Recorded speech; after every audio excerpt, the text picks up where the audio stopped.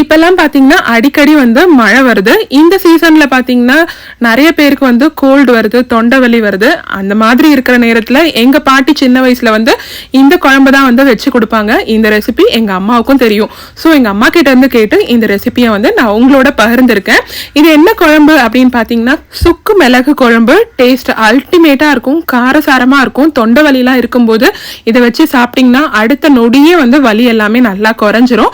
அது மட்டும் இல்ல ஜீரணத்துக்கும் ரொம்பவே வந்து இது ஹெல்ப்ஃபுல்லா இருக்கும். இது எப்படி பண்ணலான்றதை இந்த வீடியோல பார்க்கலாம். ஒரு கடாயில 1 டீஸ்பூன் போல வந்து மிளகு, 1 டீஸ்பூன் கடுகு, 1 டீஸ்பூன் ஜீரகம், ஒரு 5-6 பல்லு பூண்டு தோல் நீக்காம சேர்த்துக்கணும், ஒரு துண்டு சுக்கு. இது எல்லாத்தையும் நல்லா நிறம் மாறி வர வரைக்கும் நல்லா வந்து வறுத்து எடுத்துக்கணும். சிம்ல வச்சு வறுத்துக்கோங்க.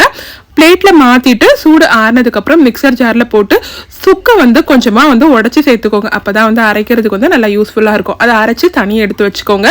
கடாயில வந்து 2-3 டீஸ்பூன் வந்து நல்லெண்ணெய் சேர்த்துக்கோங்க. இந்த குழம்பு நல்லெண்ணெயில வச்சாதான் வந்து நல்லா இருக்கும். எண்ணெய் சூடானதும் 1/2 டீஸ்பூன் கடுகு நல்லா பொரிஞ்சதும் 1/2 டீஸ்பூன் வெந்தயமும் நல்லா பொரிஞ்சு வந்ததும் ஒரு 50 கிராம் போல சின்ன வெங்காயத்தை பாதியா நறுக்கி சேர்த்திருக்கேன். சின்ன வெங்காயம் இல்லைன்னா பெரிய வெங்காயம் கூட நீங்க சேர்த்துக்கலாம்.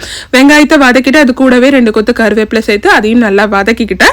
இது கூட ஒரு மீடியம் சைஸ்ல ஒரு தக்காளியை வந்து எடுத்து அதையும் வந்து சின்னதா நறுக்கி போட்டு அதையும் இதோட சேர்த்து தக்காளி நல்லா குழஞ்சு வர அளவுக்கு வதக்கிக்கிட்டேன். பெரிய நெல்லிக்காய் சைஸ் அளவுக்கு புளி எடுத்து ஊற வச்சு கரைச்சு வடிகட்டி வச்சிருந்தேன். அந்த கரைசலையும் இதோட சேர்த்துக்கிட்டேன்.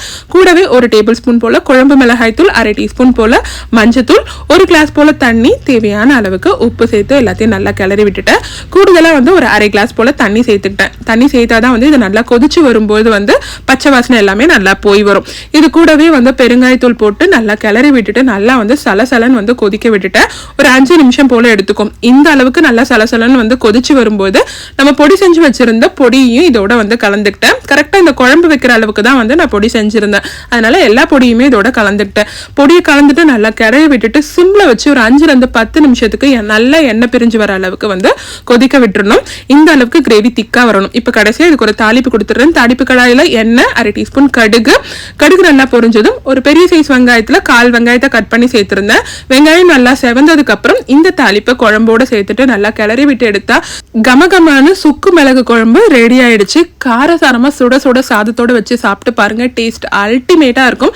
நிச்சயமா ட்ரை பண்ணுங்க. ட்ரை பண்ணிட்டு எப்படி இருக்குன்னு சொல்லுங்க. டாடா, பை.